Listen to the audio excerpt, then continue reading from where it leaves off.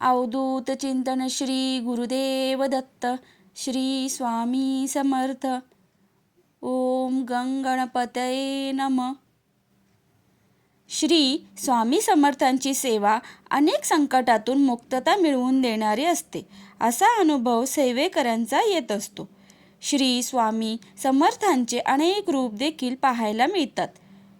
लहान मुलांसोबतचे खेळणे असो किंवा प्राणीमात्रांवरचे प्रेम असो, स्वामींच्या अनेक कथा आहेत। आज त्यांच्या लाडक्या गायसोबतचा किस्सा आणि प्रचिती आलेल्या एका पुजाऱ्याचा अनुभव जाणून घेऊया।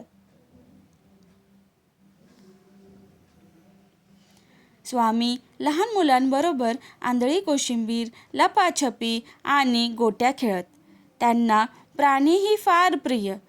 नंदा नावाची गाय त्यांची आवडती होती असे मानले जाते। स्वामी तिला प्रेमाने भरवत, मग ती सुद्धा स्वामींना आपल्या जिभेने खराखरा चाटे। स्वामी कधीकधी तिच्या 4 पायांमध्ये जाऊन बसत आणि तिच्या आचळांना तोंडाने डुशी देत, मग ती सुद्धा आपल्या पायांना स्वामींसाठी मोकळा करे। धारोष्ण दूध मनसोक्त पिऊन झाल्यावर स्वामी नंदा गाईला मिठी मारून माझी माय गती असं म्हणत आणि दुधाने माखलेल्या आपल्या अंगाकडे पाहत स्वतःच हसत। स्वामी भक्तांना विचारतात, आम्ही कोण आहे? चोळप्पा उत्तर देतात, आपण त्रिभुवन नायक आहात। स्वामी संतुष्ट होत नाहीत।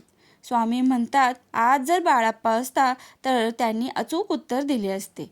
स्वामींचा यशवंत नावाचा एक शिष्य मंगळवेढ्याला मामलेदार होता। त्यावेळेला मंगळवेढ्याला दुष्काळ पडला होता।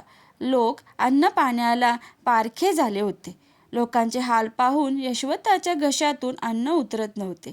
इकडे स्वामींकडे गाणगापूर मंदिराचा पुजारी स्वामींची परीक्षा पाहायला आला होता। स्वामी स्वतःला दत्त अवतार असल्याची हवा पसरवून लोकांना भ्रमित करतात, असा त्याचं मत होतं। आल्या आल्या तडकाफडकीने तो वटवृक्षाखाली बसलेल्या स्वामींकडे येतो। त्याला पाहिल्याबरोबर स्वामी म्हणतात, काय रे, गाणगापूर मंदिराचा तू पुजारी ना? आम्ही कोण ही परीक्षा घ्यायला आला ना? पुजारीचा पापतो, पण स्पष्टपणे कबुली देतो। मग स्वामी विचारतात, गाणगापूरला कोणाची भक्ती करतो? पुजारी उत्तर देतो, श्री नरसिंह सरस्वतीची। स्वामी म्हणतात, आम्ही नरसिंह भान आहोत, नीट बघ आम्हाला। पुजारी पाहतो तर काय, स्वामींच्या जागेवर साक्षात नरसिंह सरस्वती उभे आहेत। पुजाऱ्याला गहीवरून येतं। काही क्षणांनी स्वामींच्या जागी श्री वल्लभ दिसतात। पुजाऱ्याला पूर्ण प्रचिती येते, ही स्वामी साक्षात दत्त अवतार आहेत।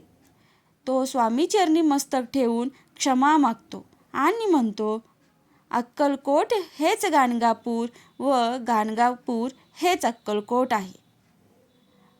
अशी स्वामींची कथा पूर्ण झाली। श्री स्वामी समर्थ। व्हिडिओ आवडल्यास व्हिडिओला लाईक